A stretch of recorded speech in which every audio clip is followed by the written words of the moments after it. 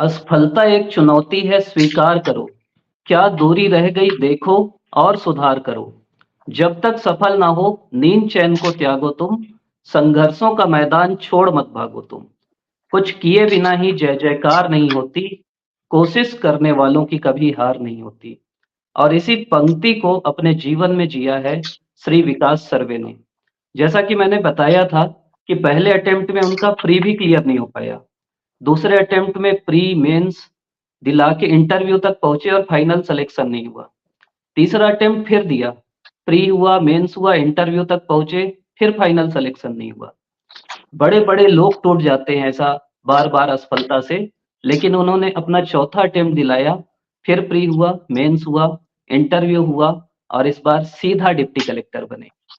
तो हम अपने आज के इंटरव्यू में श्री विकास सर्वे जी से उनके जीवन से जुड़े, उनकी तैयारी से जुड़े अनेक सवाल पूछेंगे। स्वागत है आपका विकास हमारे इस कार्यक्रम में। नमस्कार सबको।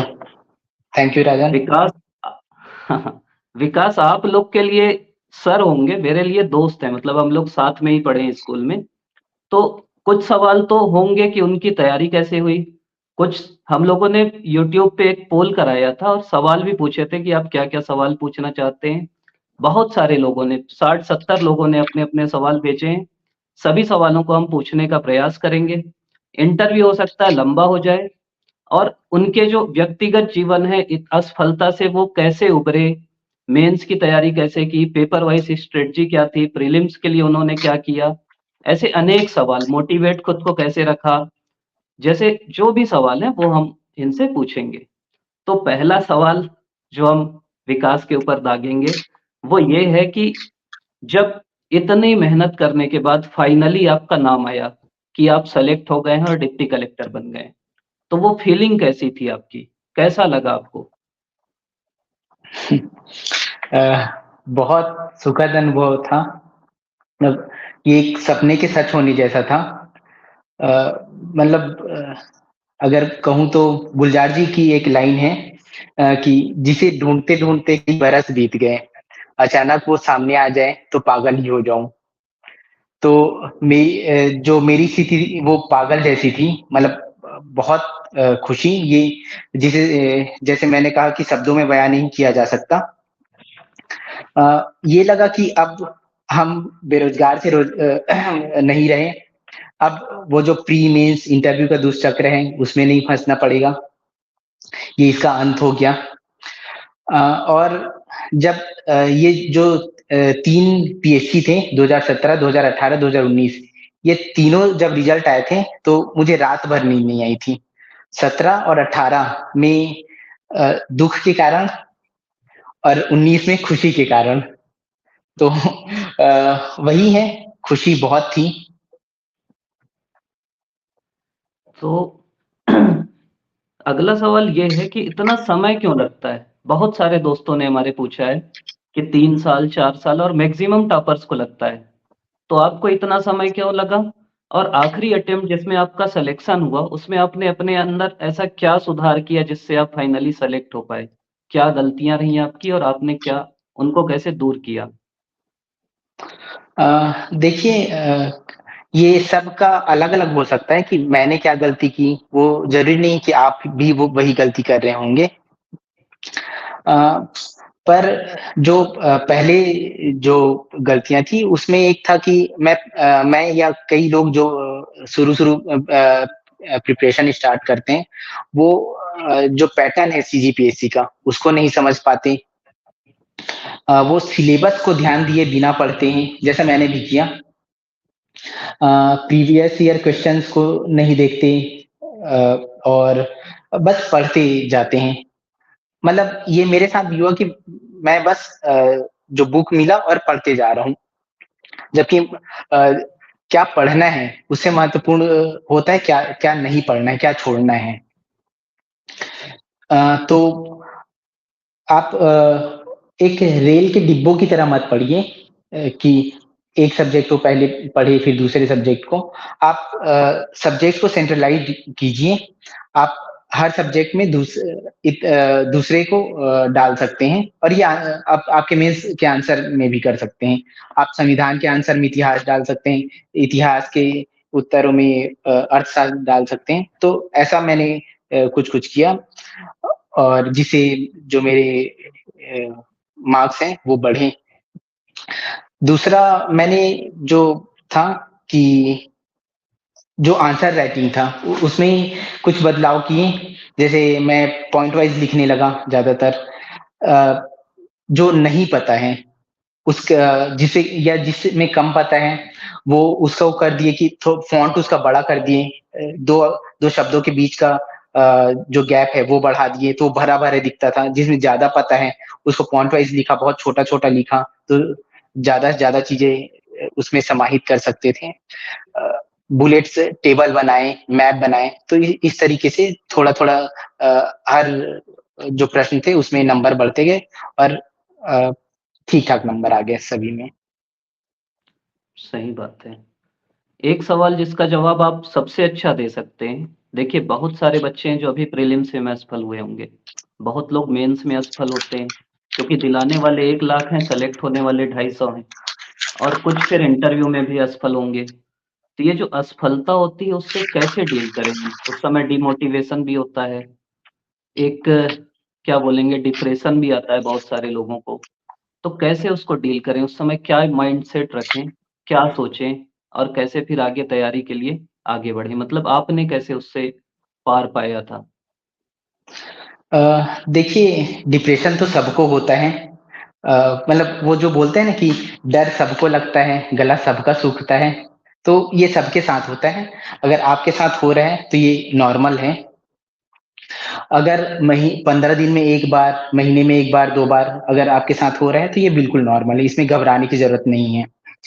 पर अगर आपको इस लंबा डिप्रेशन है, 3 दिन, 4 दिन तक आपको आप किसी से बात नहीं कर रहे हैं, आप अकेले रह रहे हैं, कुछ करने का मन नहीं कर रहा है, तो मुझे लगता है कि आपको एक बार किसी मनोचिकित्सक से बात कर लेना चाहिए, क्योंकि मैंने अपने कई दोस्तों का बड़ा बुरा हाल देखा है। बाकी मैं जब डिप्रेशन में होता था तो फिर अ, मतलब मेरी अच्छी बात ये रही कि जो मेरे आस-पास के लोग थे वो बहुत सपोर्टिव मिले मेरे को, चाहे मेरे पेरेंट्स हो, मेरे भाई-बहन हो या मेरे दोस्त हों। जो कुछ मेरे दोस्त थे मैं उनसे बात करता था। मेरे कुछ दोस्तों में जैसे राजन भी शामिल हैं, जब मैं डिप्रेशन होता था, मैं जाता था तो मैं राजन से बात करता था। हमारी एक म्यूचुअल फ्रेंड है मिताली, मैं उससे बात करता था। इन इन दोनों से बात करके मतलब मैं अपनी जो बातें हैं शेयर करता था। ये लोग थे जो मुझे समझते थे और सही सलाह देते थे। अ, इसके अलावा आप जहाँ पर हैं, वहाँ पर मतलब कहीं दूसरे जगह चले जाइए, कहीं घूमने निकल जाइए। ये कुछ-कुछ चीज़ें जो जो आपको पसंद है वो कीजिए, ताकि आप डिप्रेशन से निकल सकें। एक चीज़ बस मैं और जोड़ूँगा, जो मेरे को लगी और भाई वो चीज़ फ़ॉलो भी करता था। जैसे जो आखिरी इंटरव्यू था ना, जिसमें इंटरव्यू का रिज़ल्ट आने वाला था पीएससी का, जिसमें डिप्टी कलेक्टर मिला इनको।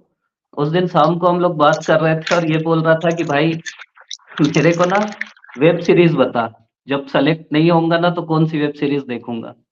तो सबसे बेसिक रूल आप समझ लीजिए कि अब कई जो छोटे-छोटे बच्चे हैं ना, उनको हम लोग देखते हैं, बात करते हैं, बोलते हैं भैया पहले अटेम्प्ट में निकालना है, निकालना ही है।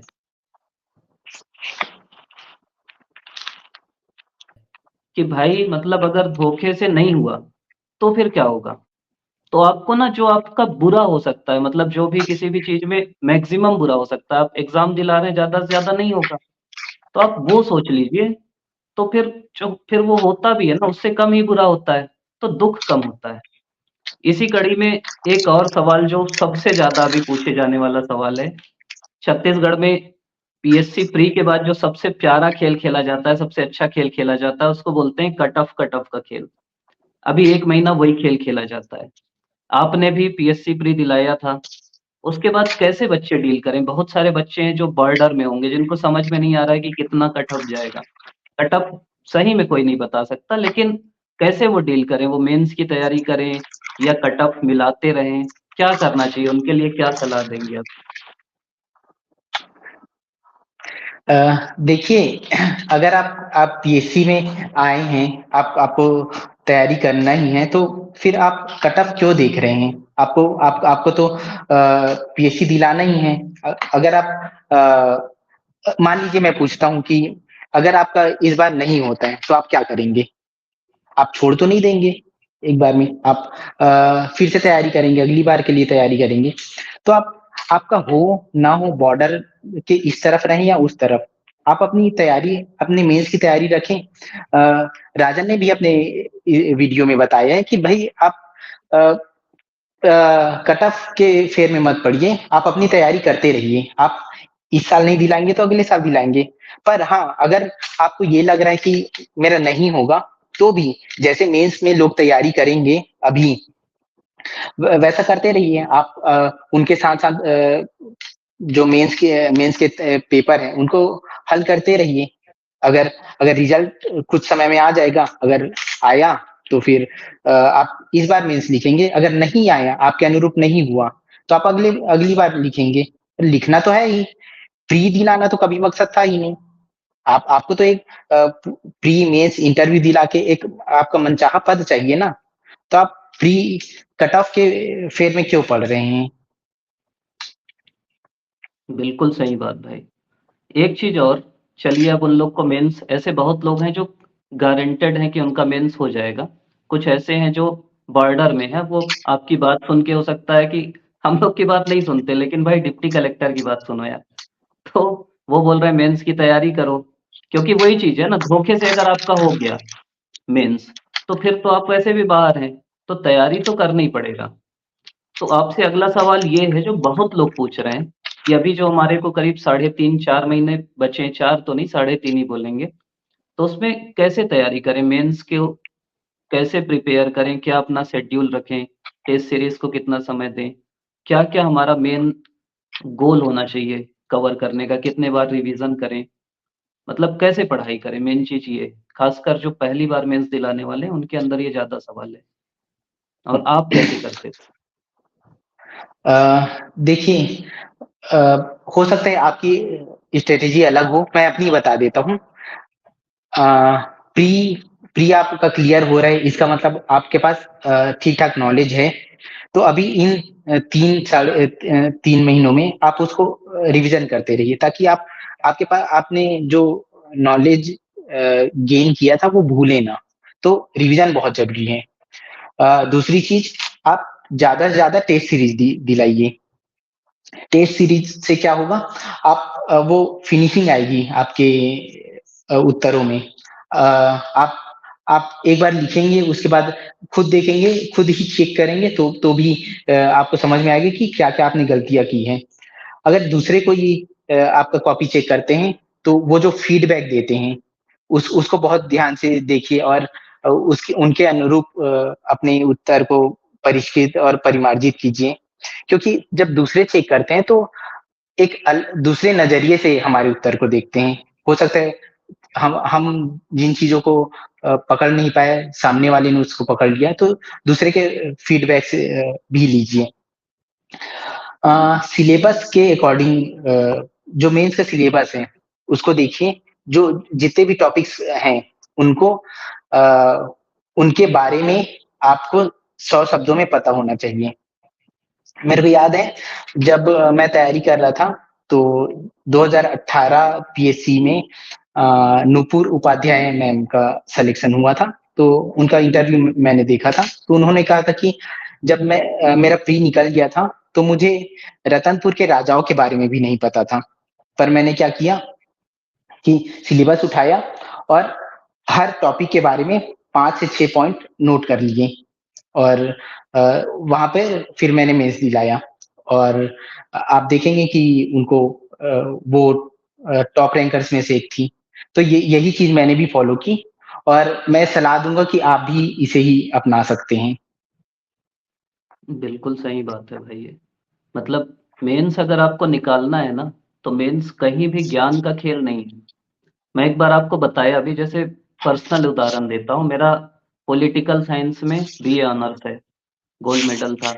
एमए पॉलिटिकल साइंस है, उसमें नेट है, उसमें जेआरएफ है, पीएचडी है। आपका एक पॉलिटी का पेपर होता है, लोक प्रशासन और पॉलिटिकल साइंस का 50 नंबर का। लोक प्रशासन में भी मेरा नेट है। इसलिए बता रहा हूँ कि अब ज्ञान पर्याप्त है इसका मतलब ये है। लेकिन कोई बच्चा जो बीटेक करके आया है, एमबीबीएस करके आया है और वो थोड़ा भी एक किताब पतली-सी पढ़ा है पॉलिटी की और उसको बस एक सवाल के 4-5 पॉइंट पता है और मेरे को बहुत ज़्यादा पता है। मैं ज़्यादा ओवर कॉन्फिडेंस में हूँ, तो हो सकता है उस नए बच्चे का मेरे से ज़्यादा नंबर आए और ऐसा हुआ भी है। तो आपको फ़ोकस ये करना है जो विकास ने बताया कि हर टॉपिक के आपको एक नोट्स बना लेना है पॉइंट वाइज़ कि अगर ये सवाल आया तो मेरे को ये 4 चीज़ें लिखनी है, तभी आपका मेंस में ज़्यादा संभावना बनती है सेलेक्ट होने की।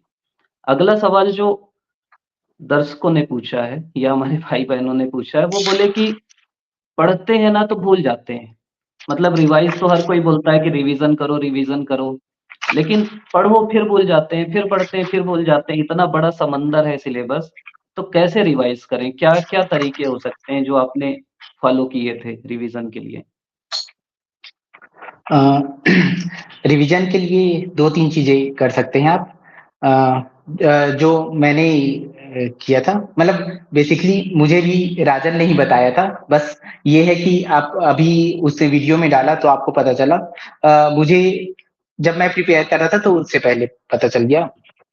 तो मैं एक पेज पढ़ लेता था, उसके बाद या तो मैं उसको लिखता था कि क्या-क्या याद रहा या फिर मैं बस आँख बंद करके सोचता था कि क्या-क्या याद है। कुछ चीज़ें याद रहती थी और बहुत सारी चीज़ें मैं भूल जाता था या लिख नहीं पाता था। उसके बाद मैं दोबारा पढ़ता, जो-जो चीज़ें भूली थी मैंने वो अंडरलाइन कर लेता था और फिर से पढ़ता था। एक बार फिर पढ़ लिए, दोबारा आँख बंद करके सोचे कि क्या-क्या याद है या फिर से लिख लिए कि अब क्या-क्या याद है। अब पहले से ज़्यादा याद रहेंगी और फिर भी ऐसा नहीं होगा कि सब चीज़ फिर से याद रहे। कुछ चीज़ें फिर से भूलेंगे, तो उसको फिर दूसरे हाइलाइटर से हाइलाइट कर दिए। अब इससे आप आपने ये देख लिया कि अ, आपको पता चल गया कि एक बार में आपको कौन-सा याद हो गया है। कुछ चीज़ें और कौन-कौन सी चीज़ें आप बार-बार भूल रहे हैं। तो जब आपके पास बहुत कम समय रहेगा ना, तो ये इस तरीके से आप रिवीज़न कर सकते हैं कि क्या-क्या भूल रहे हैं, बस वही-वही पढ़ते जाएँ। तो 1 घंटे में आप पूरा सिलेबस खत्म कर सकते हैं। एक एक 15 मिनट में आप खत्म कर सकते हैं। दूसरी बात आप नोट्स बना सकते हैं, जो आपने पढ़ा है, तो नोट्स भी वही काम करेगा कि आपने की पॉइंट्स लिख लिए हैं ताकि बस वो एक की पॉइंट याद आ गया तो आपको आपको पूरी चीज़ें याद आ जाएँगी। मैंने ऐसा किया था, जो मेरे लिए हेल्पफुल रहा। और इसका महत्व ये भी है, मतलब आप अगर नोट्स बना के रखेंगे, देखिए आपको पता है कि मेंस आपका लगातार 4 दिन चलता है और मतलब आपका आज पहला और दूसरा पेपर लिखे, अगले दिन आपको तीसरे और चौथा पेपर लिखना है। आपको रात में ज़्यादा से ज़्यादा 4-5 घंटे हैं और दोनों पेपर के बीच में 1 डेढ़ घंटा है। तो अगर आप ऐसा माइक्रो नोट्स बना के रखेंगे ना, तो आप उसको रिवाइज़ कर पाएँगे। पूरी बुक तो आप नहीं पढ़ सकते ना रात भर में, जो आप पिछले साल भर में नहीं पढ़ पाए हो। तो नोट्स इतना कम कर लो कि आप उस बीच के समय में भी पूरा पेपर रिवाइज़ कर सको। अगला सवाल जो बहुत लोगों ने पूछा है, वो ये पूछा है कि किस पेपर को हम ज़्यादा फ़ोकस करें? मेंस में जैसे 7 पेपर हैं, तो किस पेपर को ज़्यादा फ़ोकस करें जिससे हमारे सिलेक्शन की संभावना ज़्यादा बढ़ पाए? देखिए मुझे लगता है कि जो पेपर 1 है, पेपर 2 और पेपर 4 इन इन 3 पेपर पे ज़्यादा फ़ोकस करना चाहिए हर किसी को। पेपर 1 जो भाषा का पेपर है, इसमें मतलब ये जो तीनों पेपर हैं 1 टू 4 इसमें एब्सोल्यूट मार्क्स मिलते हैं आपको। या तो आप गलत लिखेंगे या सही लिखेंगे, या तो आपको पूरे मार्क्स मिलेंगे या तो पूरे मार्क्स कट जाएँगे। इसलिए अगर आप अच्छा लिखते हैं तो इसमें आप 130, 140, 150 तक ला सकते हैं और ये आपके मार्क्स तो ओवरऑल बहुत बढ़ा देगा। जो निबंध का विषय है, उसमें सीधे 5 नंबर बढ़ते हैं, 10 नंबर बढ़ते हैं या सीधे 5-10 नंबर कम होते हैं। तो उसपे आप लिखिए, बार-बार निबंध लिखने की कोशिश कीजिए। सेम चीज़ पेपर 4 और पेपर 4 के मैथ्स और साइंस के साथ हैं। या तो आपको पूरे मार्क्स मिलेंगे या तो पूरे कट जाएँगे। इसके बाद अगर आप फ़ोकस करना चाहें तो पेपर 7 पे कर सकते हैं, क्योंकि उसमें कम चीज़ों पे मतलब इनपुट कम है और आउटपुट ज़्यादा है। कम पढ़ के आप अच्छा स्कोर कर सकते हैं। उसके बाद जो छत्तीसगढ़ का विषय है, उसको आप छत्तीसगढ़ को बहुत अच्छे से आपने प्री में पढ़ा है, तो उसको एक बार रिविज़न करके आप अच्छा स्कोर कर सकते हैं। देखिए, पेपर 1 टू 4 को छोड़ के जो पेपर्स होते हैं उसमें रिलेटिव मार्किंग होती है। अगर आपने अच्छा लिखा है 8 नंबर में तो आपको 5 नंबर मिल जाएँगे। आपने बहुत अच्छा लिखा है तो 6 मिल जाएँगे, साढ़े 6 मिल जाएँगे। बस ऐसा ही होता है। मतलब आधे नंबर का 1 नंबर का ही फ़र्क होता है। तो वहाँ बहुत कुछ करने का स्कोप नहीं होता। तो मेरी सलाह ये रहेगी कि 1 टू 4 उसके बाद 7 उसके बाद छत्तीसगढ़, ये इन पे फ़ोकस किया जा सकता है। इस तरीके से आप अपनी रणनीति बना सकते हैं। एक सवाल और है। एक बच्चे ने पूछा कि हम लोग स्कूल में निबंध लिखते थे। बचपन में वंडर ऑफ साइंस, द काऊ ये लिख के आए हैं। उसके बाद आज तक निबंध ही नहीं लिखे। तो निबंध के लिए क्या रणनीति होना चाहिए? कैसे हम निबंध को क्या रणनीति अपनाएँ कि निबंध में ज़्यादा से ज़्यादा नंबर मिल सके? आप कैसा करते थे निबंध में? देखिए, आप अगर स्कूल में लिखे हैं और अभी नहीं लिखे हैं तो अगर आपको अभी निबंध लिखना है तब आपको प्रैक्टिस तो करनी ही होगी, ठीक है? एक कहानी शायद आप लोगों ने भी सुनी होगी, किसी वेब सीरीज़ में भी थी कि एक जो टीचर था, अपने जो क्लास है उसको 2 ग्रुप में बाँट दिया।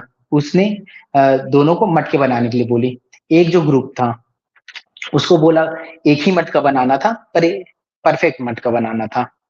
जो दूसरा ग्रुप था, उनको उनके पास उनको बोला गया कि आप जितने भी मटके बना सकते हैं, पर जो लास्ट वाला होगा वो आपका कंसीडर किया जाएगा।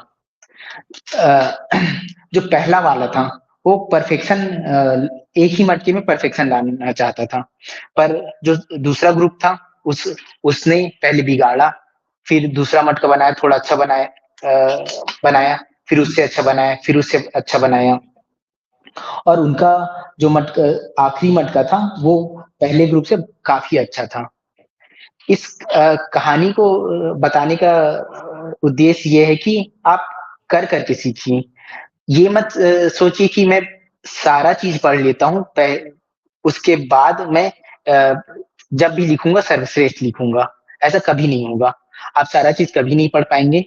अ, तो आपको जितना भी पता है, आप लिखते जाइए और अच्छा लिखिए। अगली बार जब लिखेंगे तो बस अपने अपने निबंध को एक बार देखिए कि क्या कमी रह गई और अगले में उसको सुधार कीजिए। तो इससे आपका निबंध अच्छा हो सकता है। और कुछ रेडीमेड भी अपन लिख सकते हैं क्या? लेके जा सकते हैं कि इस टॉपिक पे निबंध आ सकते हैं, उनको तैयार करके जाएँ? हाँ, हाँ, हाँ, बिल्कुल, ऐसा तो करना ही चाहिए। आप कुछ कोट्स याद कर सकते हैं जो ज़्यादातर जगह पे आप लिख सकते हैं, कुछ मोटिवेशन वाले, कुछ गांधी जी के अगर आप याद कर पाएँ या कुछ जो डाटा हैं उनसे उनको लिख सकते हैं, क्योंकि हमारा जो निबंध है, सिलेबस है उसमें लिखा हुआ है आंकड़े सहित, तो आंकड़े निबंध के लिए याद करने ही हैं, तो आप उनको याद कर लीजिए पहले से। तो ये आपके लिए थोड़ा हेल्पफुल रहेगा। जी। और पेपर वाइज़ थोड़ा-सा संक्षेप में स्ट्रैटेजी बता देना भाई कि पेपर 1 में आप क्या किए थे? 2 तो अपन चर्चा कर ही लिए, 3, 4, 5, 6, 7 संक्षेप में कि उनमें कैसे अपन थोड़ा-थोड़ा कैसे अपन पढ़ें उसको और कैसे अप्रोच करें और नंबर उनमें बढ़ा सकते हैं? अ, पेपर 1 में तो आपको बहुत याद करने की ज़रूरत पड़ेगी, क्योंकि अगर पर्यायवाची है तो है, विलोम शब्द आपको याद करना है तो याद करना ही पड़ेगा। ठीक है? तो हर दिन अ जो लैंग्वेज का पेपर है उसमें से थोड़ा-थोड़ा कुछ ना कुछ पढ़िए, मतलब आधा घंटा 1 घंटा तो हर दिन लीजिए। अ उसके बाद जो पेपर 3 है, पेपर 3 में ज़्यादा फ़ोकस आप कर सकते हैं जो छत्तीसगढ़ का इतिहास है उसमें। और उसके बाद जो इसका इतिहास भारत का इतिहास है, उसमें भी जो टॉपिक्स हैं जो दिए हुए हैं, बस उनके बारे में पढ़ लीजिए। बहुत ज़्यादा पढ़ने की ज़रूरत नहीं है। सेम चीज़ संविधान के साथ है। लोक प्रशासन में जो टॉपिक दिए हैं, उनका मतलब पता होना चाहिए आपको। वहाँ आया तो फिर उसके उसके बारे में आप 4 लाइन लिख सकते हैं। पेपर 4 जो विज्ञान का जो पहला पार्ट है और तीसरा पार्ट है, उसमें जो तीसरा पर्यावरण वाला है, उसमें तो सब कुछ ना कुछ लिख ही देते हैं। पर अगर आप उसमें भी अगर डाटा डालें, कुछ रिसर्च डालें तो अच्छे नंबर मिल सकते हैं। आप बुलेट्स के साथ लिखिए, पॉइंट्स के साथ लिखिए, डायग्राम बनाइए। पेपर 4 का जो 50 नंबर का मैथ्स का पोर्शन है, उसमें आपको प्रैक्टिस ही करना है कि ज़्यादा से ज़्यादा प्रैक्टिस कीजिए जो सिलेबस दिया हुआ है। पेपर 4 में ये होता है कि जो 10th का साइंस का और मैथ्स का जो पुराना बुक है, उसको कॉपी पेस्ट कर दिया गया है। तो फिर आप उसी को ही पढ़ सकते हैं। साइंस में कुछ चीज़ों को छोड़ के कुछ केमिस्ट्री के एक आध क्वेश्चन होते हैं, बायो के कुछ क्वेश्चन होते हैं, जो 11th-12th लेवल का होता है। पर आप ये मत कीजिए। हाँ, पर ये मत कीजिएगा कि आप ऐसा कर रहे हैं कि एकदम से हाई लेवल का ही पढ़ने लगें। पहले सिलेबस खत्म कर लीजिए।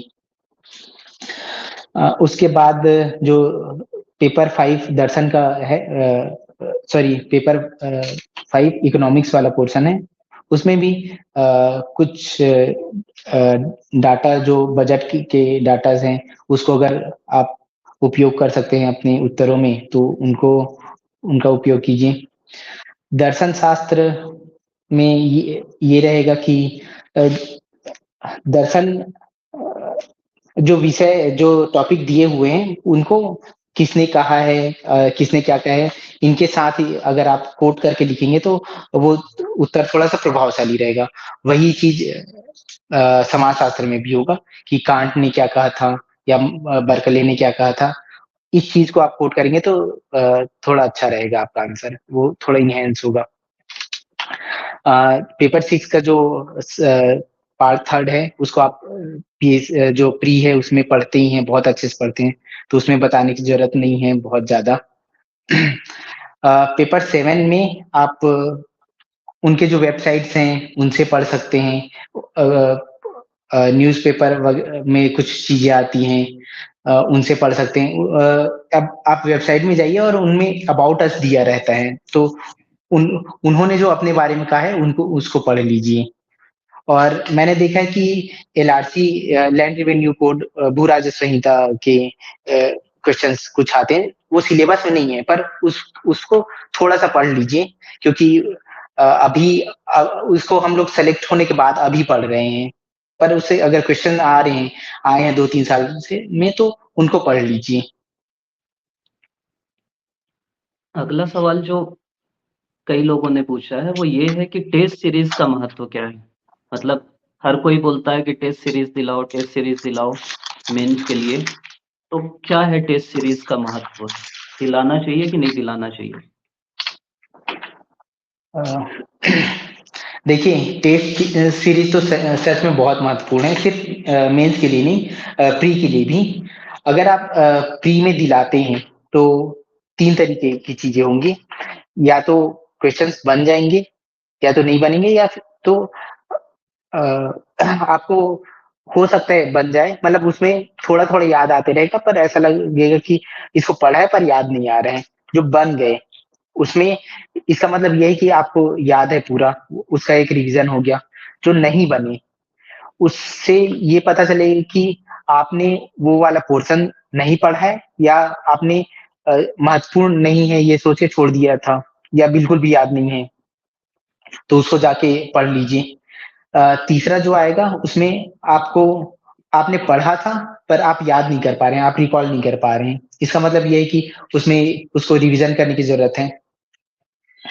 मेंस में टेस्ट सीरीज़ का क्या महत्व होगा? एक तो वो आपके लिए एक नेट प्रैक्टिस हो जाएगा कि आप सीधे फाइनल नहीं खेल रहे हैं, पहले आपने लिख लिया है। दूसरा आप इस चीज़ को देख लेंगे कि आप 3 घंटे में अपना पेपर हल कर पा रहे हैं या नहीं कर पा रहे हैं। आपको करना ही है और कोई ऑप्शन है नहीं, तो वो लिखने की प्रैक्टिस हो जाएगी। और कई बार अगर आप सीधे पेपर में लिखेंगे ना तो आपके माइंड में आ तो रहा है, पर हाथ लिख नहीं पा रहे, आपका आपके हाथ का और दिमाग का कॉम्बिनेशन नहीं बैठ पाता। तो अगर आप बहुत बार लिखे हुए हैं तो आप लिख पाएँगे। मैं अगर अपना अनुभव बताऊँ तो 2019 का जो पेपर था, उसमें मैंने 100 से ज़्यादा टेस्ट सीरीज़ दिलाए थे पेपर दिलाए थे। मेरे पास राजन की उतनी ही कॉपियाँ थी और उसके पास मेरी उतनी ही कॉपियाँ थी। हम दोनों एक-दूसरे का चेक करते और वो बताते जाता कि क्या क्या गलत है, क्या मेरे को महत्वपूर्ण चीज़ें जो ऊपर लिखना चाहिए, क्या चीज़ें हैं जो छोड़ देनी चाहिए। तो इस ऐसे कर के मेरे मेरे आंसर थोड़े से परिष्कृत और परिमार्जित हुए। हाँ, सही बात है मतलब टेस्ट सीरीज़ का जो सबसे ज़्यादा महत्व ये है कि आप दिला के ना अपनी गलतियाँ पकड़िए। वो गलतियाँ आपको फिर मेंस में नहीं करना है और वो गलतियों को सुधारना है, जो हर कोई करता है। मतलब आप अगर ऐसा दिलाएँगे ना कि 4 घंटे में लिख देते हैं, तो उसका कोई फ़ायदा नहीं। आपको उसी टाइम में लिखना है, समझना है कि क्या-क्या कमी रह गई। वो जो शुरू में हम लोग बोले ना कि क्या कमी रह गई देखो और सुधार करो। जब तक सफल ना हो नींद चैन को त्यागो तुम। तो वो हमको मानना है। एक और सवाल जो कई लोगों ने पूछा है वो ये है कि ऐसा क्या हम छोटा-छोटा प्रयास करें अपने मेंस के आंसर राइटिंग में, जिससे हमारा नंबर बढ़ सके? मतलब कई चीज़ें होती हैं जो बाकी लोग नहीं करते और क्योंकि ओवरऑल हमारा उद्देश्य तो यही है हर सवाल में आधा नंबर, 1 नंबर एक्स्ट्रा लेना। तो क्या-क्या आप करते थे जिससे आपका नंबर बढ़ा है पिछले अटेम्प्ट से आखिरी अटेम्प्ट में? अ, देखिए मैंने बताया कुछ चीज़ें जैसे मैं क पहले पैराग्राफ में लिखता था, उसको मैंने पॉइंट वाइज़ लिखना शुरू किया, जिसके बारे में जो महत्वपूर्ण बिंदु हैं, उनको मैं ऊपर लिखते गया और जो कम महत्वपूर्ण है, उनको नीचे। अ, और जैसे मैंने फ़ॉन्ट का बताया था, फ़ॉन्ट छोटा-बड़ा करना, मैप का यूज़ करना, टेबल्स का यूज़ करना, पाई चार्ट वगैरह का। तो इन इन चीज़ों को यूज़ करने से क्या होता है वो जो उत्तर रहता है वो थोड़ा-सा अट्रैक्टिव दिखता है और वो कैची दिखता है ताकि और उससे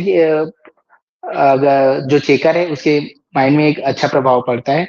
दूसरा एक अंडरलाइन करता था मैं, वो आप अंडरलाइन कर सकते हैं, ब्रैकेट बना सकते हैं। अगर आप अंग्रेजी माध्यम वाले हैं तो कैपिटल में लिख सकते हैं जिसको शो करना है, अंडरलाइन कर सकते हैं। तो ये कुछ चीज़ें हैं मैंने की और मेरे मार्क्स बढ़े। एक चीज़ और जो बहुत लोग का जिज्ञासा भी रहती थी और है भी कि आपका शेड्यूल कैसा था? मतलब कितने बजे उठते थे? कैसे पढ़ते थे? रात को मतलब आप निशाचर थे कि दिन में पढ़ने वाले थे? और आप सलाह क्या देंगे जो अभी एस्पिरेंट हैं क्योंकि एग्ज़ाम तो दिन में ही होता है, तो कैसा अपना शेड्यूल रखना चाहिए?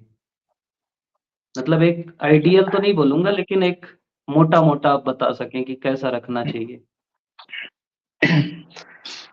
देखिए जो मैं करता था, मैं अपना बता सकता हूँ पर मुझे ब्लाइंडली फ़ॉलो मत कीजिएगा। मतलब किसी को भी ब्लाइंडली फ़ॉलो मत कीजिएगा। सबका रूटीन अलग-अलग हो सकता है। किसी को सुबह 4 बजे पढ़ने में अच्छा लगता है, किसी को शाम को 4 बजे पढ़ने में अच्छा लगता है। तो आप अपने बॉडी क्लॉक को समझिए। आप आपका पीक कंसंट्रेशन कब रहता है और उसके अकॉर्डिंग पढ़िए। और यही मैं रणनीति के लिए भी बोलूँगा कि आप अपनी रणनीति बनाइए। कुछ लोगों से आप सीख सकते हैं जो उनको आप उनके में अच्छा लग रहा है, पर ब्लाइंडली फॉलो मत कीजिए। मुझे रात को पढ़ना पसंद था, मैं रात को ही पढ़ता था और सुबह देर से उठता था। अ, और दूसरी बात, अगर अगर कोई ये कह रहा है कि मैं 14-14 घंटे या 16 घंटे पढ़ता था, तो अब पता नहीं बहुत लोगों पे मेरे को विश्वास तो नहीं होता, पर मैंने कभी नहीं पढ़ा उतना। अ जब एग्ज़ाम आ रहे हैं उसके 1 दिन, 2 दिन, 1 हफ्ते उतना आप पढ़ सकते हैं, पर लॉन्ग टर्म में उतना पॉसिबल ही नहीं है। आप 6 से 8 घंटे पढ़ के कोई सा भी एग्ज़ाम निकाल सकते हैं बड़ी आसानी से। आप भरपूर नींद लीजिए, 6 से 8 घंटे ज़रूर सोइए। अगर आप कम सोते हैं, नींद में कॉम्प्रोमाइज़ करते हैं, तो वो कॉम्प्रोमाइज़ आपके बाकी चीज़ों में दिखेगा। आप ठीक से कॉन्संट्रेट नहीं कर पाएँगे, आप लेज़ी फ़ील करेंगे, आपको मोटापा बढ़ सकता है। मतलब ये वैसा चीज़ हो गया ना कि समय बचाने के लिए आप बिलासपुर से पैदल निकले हैं रायपुर जाने के लिए, तो ये वर्थ नहीं है। तो ऐसा नींद से कॉम्प्रोमाइज़ मत कीजिएगा। अ, एक चीज़ और है कि पूरे 24 घंटे में अपने लिए कुछ ना कुछ समय ज़रूर निकालिए। आप फिज़िकल एक्सरसाइज़ कर सकते हैं, आप योगा कर सकते हैं, आपको जो पसंद है, आप गाने सुन सकते हैं, आप अपने दोस्तों से बात कर सकते हैं, खेलने जा सकते हैं, कहीं घूमने जा सकते हैं, तो ये ज़रूर कीजिए। आप मशीन नहीं हैं, ठीक है? अगर आप सिर्फ़ दिन भर पढ़ाई करेंगे तो आप एग्ज़ॉस्ट हो जाएँगे। तो अ, अपने आप को थोड़ा समय दीजिए। ये चीज़ें आपको रिचार्ज करेंगी और फिर से पढ़ने के लिए आप बैठ पाएँगे। तो मेरी सलाह यही रहेगी कि आप अपने लिए ज़रूर समय निकालिए। एक सवाल जो हमारे किसी दोस्त ने पूछा है वो ये है कि क्या कोचिंग बहुत ज़रूरी है? मतलब कोचिंग से ही सिलेक्शन होता है? मतलब ये जो डिबेट होती है ना कोचिंग वर्सेस सेल्फ स्टडी की, क्या हम सेल्फ स्टडी से ये एग्ज़ाम निकाल सकते हैं या कोचिंग ज़रूरी है? और दूसरा सवाल इसी में मैं ये जोड़ूँगा कि कोचिंग का कितना महत्व है हमारी सफलता में? देखिए, ये तो ऐसा कहना कि कोचिंग बिल्कुल भी मतलब नहीं करनी चाहिए, उससे कुछ फ़ायदा नहीं होता, ऐसा ऐसा तो बिल्कुल नहीं है। फ़ायदा होता है। मतलब देखिए कोचिंग क्या करता है, कोचिंग अगर आप जाते हैं तो एक आपकी जो लाइफ़ है वो डिसिप्लिन हो जाती है। आप जा रहे हैं, वहाँ जो पढ़ रहे हैं उसके बाद आप वापस आके उन चीज़ों को पढ़ रहे हैं, रिवाइज़ कर रहे हैं, क्वेश्चन सॉल्व कर रहे हैं, जो अगले दिन पढ़ाया जाएगा उसको पढ़ के जा रहे हैं। तो आपकी जो लाइफ़स्टाइल है वो डिसिप्लिन हो जाएगी। दूसरी चीज़, जो एनवायरनमेंट होता है कोचिंग का कि आपके अगल-बगल वाले जो लोग हैं, वो आपको बताते हैं कि क्या चल रहा है या फिर क्या मतलब आप दूसरों को देख के पढ़ते हैं कि कौन कितना पढ़ रहा है, एक कॉम्पिटिशन की भावना आती है। तो ये 2 चीज़ें मुझे लगता है और कुछ वो उनके अनुभव आपके काम आ सकते हैं। पर ऐसा बिल्कुल नहीं है कि कोचिंग के बिना अ, कुछ कोई एग्ज़ाम नहीं निकाला जा सकता या सेल्फ स्टडी से नहीं निकाला जा सकता। आज आजकल यूट्यूब में सारी चीज़ों के वीडियोज़ डले हुए हैं। आप कोई भी टॉपिक सर्च कीजिए और उसको देख सकते हैं। बहुत सारे पीडीएफ ऑनलाइन अवेलेबल हैं, उसको आप निकाल सकते हैं। उससे अपनी तैयारी कर सकते हैं। और टेस्ट सीरीज़ वगैरह के लिए आप कोई कोचिंग जॉइन कर सकते हैं। अगर ऑनलाइन टेस्ट सीरीज़ जॉइन कर सकते हैं।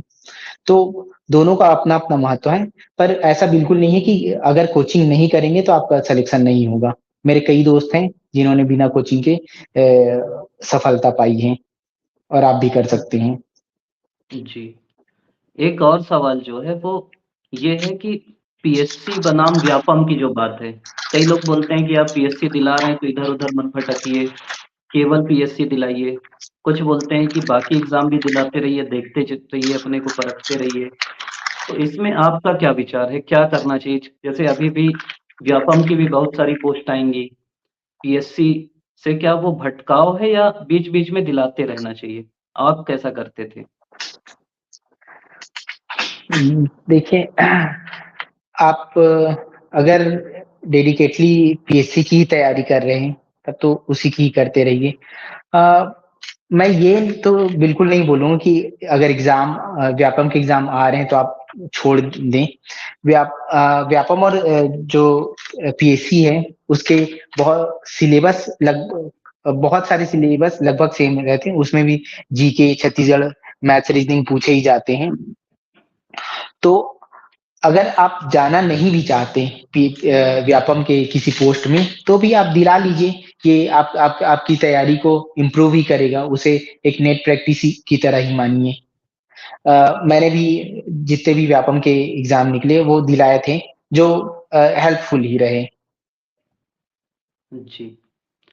एक और सवाल है कि अभी जो बच्चे 2025 को टारगेट कर रहे हैं, मतलब वो अगले साल प्रीलिम्स, मेंस और इंटरव्यू दिलाना चाहते हैं, उनके लिए अगले 1 साल की रणनीति क्या होना चाहिए? मतलब उनको अब कैसे अपनी तैयारी को आगे बढ़ाना चाहिए? पहले क्या पढ़ना चाहिए? प्री पढ़ना चाहिए, मेंस पढ़ना चाहिए? क्या करना चाहिए उनको साल भर में अगले? मुझे ये लगता है कि आप प्री का मेंस के अप्रोच में जाइए, क्योंकि अभी जैसे पीएससी के प्री के क्वेश्चंस आ रहे हैं, वो ज़्यादातर मेंस के सिलेबस से उठाए जा रहे हैं कई चीज़ें। मतलब आपने अगर मेंस पढ़ा है तो आपसे बन जाएगा, अगर आपने सिर्फ प्री का सिलेबस पढ़ के आप गए हैं तो नहीं बनेगा। तो प्री का मेंस अप्रोच रखिए। आप हाँ, ऐसा कर सकते हैं कि शुरू के जो जैसे अभी से अगर आप स्टार्ट कर रहे हैं, तो अभी मेंस के जो टॉपिक्स हैं उनको पढ़ लीजिए, उनके नोट्स बना लीजिए। उसके बाद जो प्री और मेंस दोनों के कॉमन सब्जेक्ट हैं, उनको पढ़िए, उनके नोट्स बना लीजिए, उनको रिवीजन करते रहिए। और आखिरी में जो डेडिकेटली प्री के हैं, क्योंकि जब प्री निकलेगा तभी आप मेंस दिलाएंगे। तो उसके बाद जो प्री के सिलेबस में है उनको पढ़िए और टेस्ट सीरीज जरूर दिलाते रहिए। जी। एक सवाल और, क्योंकि कोई भी जैसे प्रीलिम्स में भी, मेंस में भी और इंटरव्यू में भी करंट अफेयर का बहुत बड़ा रोल है। तो अभी हमको करंट अफेयर को कैसे अप्रोच करना चाहिए? मतलब रोज़ पढ़ें या मैगज़ीन से पढ़ लें? कैसा करना चाहिए और आप कैसा करते थे करंट अफेयर को कवर करने के लिए? और अभी जो स्टूडेंट दिलाना चाहते हैं, वो कैसे करंट अफेयर को कवर कर सकते हैं? करंट अफेयर के लिए आप 2-3 चीज़ें कर सकते हैं। एक तो आप डेली न्यूज़पेपर पढ़िए, पर न्यूज़पेपर ऐसे पढ़िए जो पीएससी का या मेंस का सिलेबस है, उसको ध्यान में रख के पढ़िए। बहुत ज़्यादा समय न्यूज़पेपर में मत दीजिए और उन चीज़ों को अवॉइड कीजिए जिनको जो जो मेंस पे नहीं आएँगे। जैसे आप लोकल न्यूज़ हो गया, पेज 3 के न्यूज़ हो गए, ये काम के नहीं है ना। इसीलिए मैंने बोला कि जो सिलेबस है उसको ध्यान में रख के न्यूज़पेपर पढ़िए। उसमें अगर कोई डाटा दिया हुआ है, किसी योजना के बारे में दिया हुआ है, कोई संपादकीय दिया हुआ है, उसमें कुछ पंक्तियाँ अच्छी लगी, ऐसा लग रहा है कि वो काम का है और आप उसको कहीं न कहीं मेंस के आंसर राइटिंग में उपयोग कर सकते हैं, तो उनको लिख लीजिए। दूसरा अ, कई यूट्यूब चैनल्स हैं या फिर कई कोचिंग्स हैं जो हफ्ते में या 15 दिन में वीडियोस बनाते हैं करंट अफेयर्स का, उसको देख लीजिए। मैगज़ीन्स 1-2 महीने में आते रहते हैं, उनको पढ़ लीजिए। उनसे एक बार और आपका रिवीजन हो जाएगा। और दृष्टि आईएएस का जो करंट क्विज़ है, वो लोग 5 क्वेश्चन हर डेली डालते हैं। आप 5 मिनट निकाल के उसे हर दिन हल कर लीजिए, तो आपका करंट ठीक-ठाक तैयार हो जाएगा इन 3 चीज़ों से। जी। अब हम लोग प्री के बारे में बात कर लिए, मेंस के बारे में बात कर लिए, तो थोड़ा-सा भाई इंटरव्यू के बारे में बता ही देना। आगे हम लोग जब भी आप लोग का इंटरव्यू होगा, इसके बारे में लंबी बातचीत करेंगे कि कैसे इंटरव्यू के लिए तैयारी करें। लेकिन बस क्योंकि इंटरव्यू आपका ले रहे हैं, तो अपने इंटरव्यू के बारे में भी थोड़ा बता दीजिए संक्षिप्त में। कैसे तैयारी करें बच्चे और आपका किस टाइप का था वो? देखिए जैसे कि जो प्री है वो निकलता है जो आपका ज्ञान है या बबलिंग करने से। मेंस निकलता है लिखने से और इंटरव्यू निकलता है बोलने से। तो आपको वहाँ जो क्वेश्चंस पूछे जाएँगे उसका स्मार्टली जवाब देना है। सबसे पहले तो आप जो आप आपका डीएफ रहता है, उसको बहुत अच्छे से तैयार कीजिए और उसके अकॉर्डिंग उससे क्या-क्या क्वेश्चंस पूछे जा सकते हैं, उसको तैयार कीजिए। मेरा जो 3 बार का अनुभव है, मतलब मैं बहुत अच्छे से नहीं बोल पाता था, पर जब इंटरव्यू हुआ, तो अब उसमें तो बोलना ही था, तो मैं क्या करता था, अपने दोस्तों को फ़ोन करता था, उनसे उनको बोलता था कि क्या क्वेश्चन पूछा जा सकता है, पूछो, मैं जवाब देता हूँ। अ, मैं आईने के सामने बैठ के बोलने की कोशिश करता था। अपने वीडियोज़ बना के बात करता, इंटरव्यू देता, फिर उसको लिखता था, मतलब देखता था कि क्या उसमें सुधार किया जाए। मैंने कुछ मॉक इंटरव्यू दिए, उससे सुधार हुआ। तो इस तरीके से मैंने अपनी इंटरव्यू की तैयारी की थी। जो मेरा 2017 पीएससी का इंटरव्यू था, वो उसपे ज़्यादातर मतलब करंट से क्वेश्चन पूछे गए थे, मेरी हॉबीज़ से पूछे गए थे। उस समय अ, सरकार ने स्टेप लिया था शराब सरकार के द्वारा बेचने का, उससे क्वेश्चन हुए थे। 2018 के का जो इंटरव्यू था, उसमें कुछ एनालिटिकल क्वेश्चन हुए थे कि अगर आपको आप डिप्टी कलेक्टर बन जाते हैं, आपको बस्तर संभाग में भेजा जाएगा, तो आप क्या जॉब करेंगे या आप कहाँ पोस्टिंग चाहेंगे? और मेरा जो ग्रेजुएशन है, उससे क्वेश्चन पूछे गए थे। जो 2019 का था, उसमें मेरे से हॉबीज़ के बारे में वहाँ भी क्वेश्चन हुए थे और वहाँ पर स्टैटिक क्वेश्चन बहुत हुए थे, जिसमें कई कई बहुत 5वीं क्लास के क्वेश्चन थे और मैंने गलत जवाब दे दिया था कि सक्रिय ज्वालामुखी कहाँ है या राज्यों की राजधानी के बारे में। और मुझे ऐसा लग रहा था कि मेरा इंटरव्यू बहुत बुरा गया है। मुझसे केबीसी के क्वेश्चन पूछे गए थे और मैंने फैक्चुअल क्वेश्चन गलत कर दिया था, तो मुझे लग रहा था कि बहुत बुरा गया है और इस बार भी मेरा सिलेक्शन नहीं हो पाएगा। पर सबसे ज़्यादा मार्क्स मेरे उसी 2019 वाले इंटरव्यू में ही आया और जिसमें मैं सेलेक्ट हुआ। तो ये समझ में आया कि फैक्चुअल क्वेश्चन से उनको अगर आप सही दे रहे हैं या गलत दे रहे हैं, उससे बहुत फ़र्क नहीं पड़ता। आप जो एनालिटिकल क्वेश्चन पूछे गए हैं, उनका जवाब आप कैसे देते हैं, आपका एटीट्यूड कैसा रहता है, आपका कॉन्फिडेंस कैसा रहता है, इन चीज़ों पे आपके मार्क्स आते हैं। तो मेरा इंटरव्यू वैसा ही था। तीनों में काफ़ी अच्छा रहा, तीनों को में काफ़ी कुछ सीखने को मिला। जी। अब हम लोग भी अपने इंटरव्यू के बिल्कुल आखिरी पड़ाव में हैं। आखिरी सवाल जो मैं आपसे पूछूँगा कि जब आपका सिलेक्शन हुआ, आप अपने घर गए, तो क्या मतलब आपके अंदर कैसी भावना थी? कैसा आपको लग रहा था? मम्मी-पापा लोग के अंदर उनके अंदर मतलब वो कैसे फ़ील कर रहे थे? उसके बारे में कुछ बताएँगे? क्योंकि उससे बहुत ज़्यादा मोटिवेट होंगे जो विद्यार्थी तैयारी कर रहे हैं। कि हम लोग जो तैयारी करते हैं ना, माँ-बाप हमारे लिए इतना सब कुछ अपना झोंक देते हैं, कुर्बान कर देते हैं, अपनी ख्वाहिशों को मार देते हैं। तो उनके चेहरे की खुशी कैसी थी? उसके बारे में थोड़ा-सा बताइए। जिसके लिए हमारे विद्यार्थी जो सुन रहे हैं, वो भी इसको सुन के ये सोचिए कि आपको भी अपने माता-पिता के चेहरे में वही खुशी लानी है।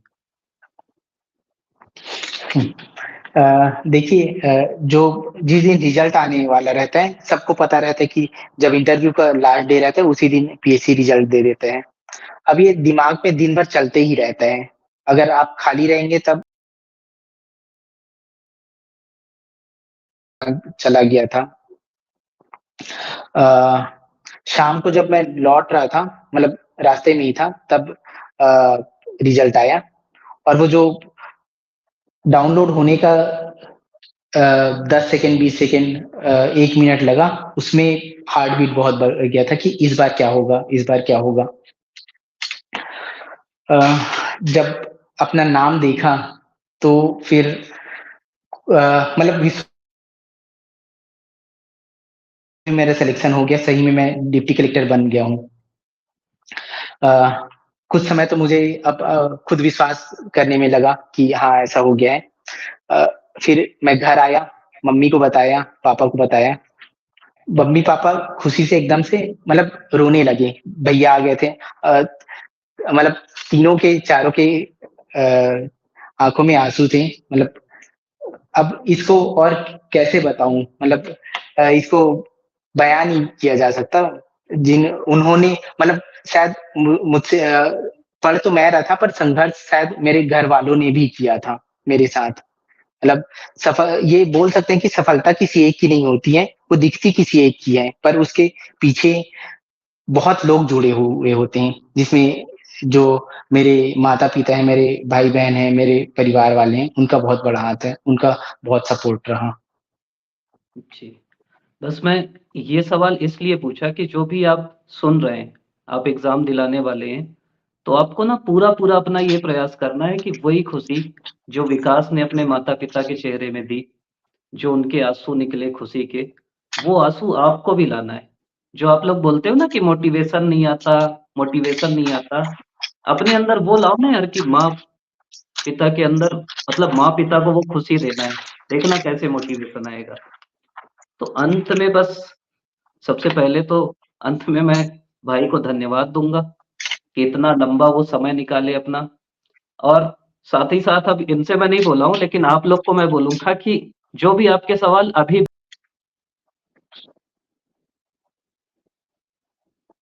भी देंगे और और जो भी सवाल हैं आपके वो उसमें पूछते जाइएगा, तो भाई तो अपने घर ही के हैं, तो फिर से इनको बुलाएँगे और उसका जवाब भी इनसे मतलब फिर से हम लोग इंटरव्यू लेते रहेंगे। पेपर 1 की आपको या जो भी आपको जैसी भी ज़रूरत है आप बताइएगा, तो हम लोग आपस में चर्चा करते रहेंगे। भाई का बहुत-बहुत धन्यवाद।